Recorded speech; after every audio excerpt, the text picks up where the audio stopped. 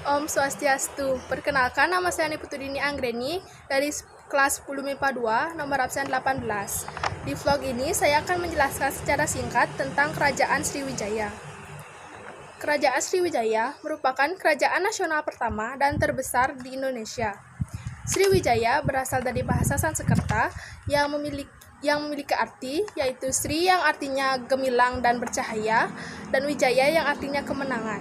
Jadi, nama Sriwijaya bermakna kemenangan yang gemilang.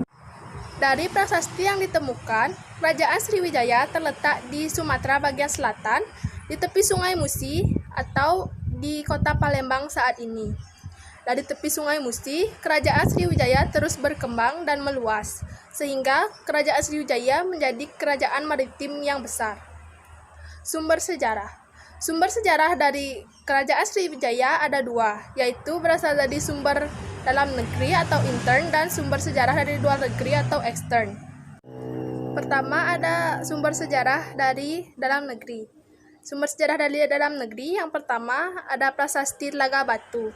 Prasasti ini memuat tentang kutukan yang akan diterima oleh orang-orang yang melakukan kejahatan di wilayah Kerajaan Sriwijaya. Yang kedua ada Prasasti Kedukan Bukit.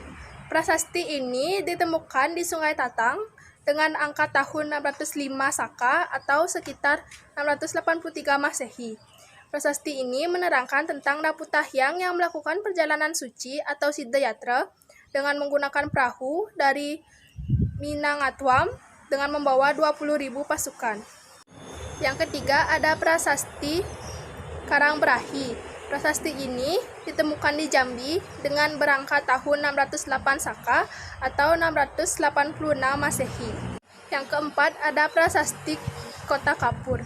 Prasasti ini ditemukan di Pulau Bangka dengan angka tahun 608 Saka atau 686 Masehi. Prasasti ini berisi tentang permintaan kepada para dewa untuk menjaga kesatuan Kerajaan Sriwijaya. Yang kelima ada Prasasti Nalada. Prasasti ini berisi tentang perintah dari Raja Balaputra Dewa untuk membangun sebuah biara di Nalada. Yang keenam ada Prasasti Talang Tulo. Prasasti ini ditemukan di Talang Tulo dengan berangkat tahun 606 Saka atau sekitar 684 Masehi. Prasasti ini berisi tentang sebuah pembangunan taman yang disebut dengan Sri Kshetra yang dibangun oleh Daputahyang Sri Jayanaga. Lalu ada sumber sejarah dari luar negeri atau ekstern. Yang pertama ada berita dari Arab, yang kedua ada berita dari India, dan yang ketiga ada berita dari Cina. Saya akan lanjutkan ke kehidupan politik. Kerajaan Sriwijaya mulai berkembang pada abad ke-7 Masehi. Pada awal perkembangannya, raja disebut dengan Daputahyang. Dalam Prasasti Kedukan Bukit dan Talang Tulo sudah dituliskan tentang Daputahyang. Pada abad ke-7 Masehi, Daputahyang mulai melakukan perluasan wilayah dengan menaklukkan beberapa daerah. Daerah-daerah yang berhasil ditaklukkan antara lain, yang pertama ada daerah Tulang Bawang, kedua ada daerah Kedah, ketiga ada daerah Jambi, keempat ada Pulau Bangka, kelima ada Tanah Gentingkra, dan keenam ada Kerajaan Kalingga dan Mataram. Diduga, menurut berita Cina, ada sebuah serangan dari barat yang mendesak Kerajaan Kalingga untuk berpindah ke sebelah timur. Diduga pula bahwa kerajaan yang menyerang Kerajaan Kalingga adalah Kerajaan Sriwijaya. Saya akan lanjutkan ke kegiatan ekonomi. Pada awalnya, Kerajaan Sriwijaya hidup dengan bertani. Akan tetapi, karena terletak di Sungai Musi dan dekat dengan pantai yang merupakan jalur perdagangan internasional, Kerajaan Sriwijaya lebih berkembang di bidang perdagangan. Jalur perdagangan yang dikuasai oleh Kerajaan Sriwijaya seperti Tanah Gentingkra, Selat Malaka, dan Selat Sunda. Kekayaan Kerajaan Sriwijaya berasal dari, yaitu yang pertama ada bea keluar masuk bandar-bandar di Asia di Sriwijaya. Yang kedua ada bea cukai dari kapal-kapal yang melalui perairan Asia Tenggara. Yang ketiga ada upeti-upeti persembahan raja, dan keempat ada hasil perdagangan. Saya akan lanjutkan ke kehidupan agama. Menurut Isting, pada abad ke-7 Masehi, Di Kerajaan Sriwijaya terdapat 1.000 biksu di bawah bimbingan Sakyakerti. Kerajaan Sriwijaya juga merupakan pusat agama Buddha Mahayana di Asia Tenggara.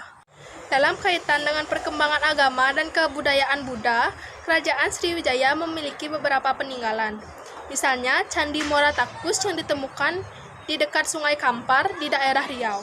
Kemudian, di daerah Bukit Sinanggung ditemukan arca Buddha.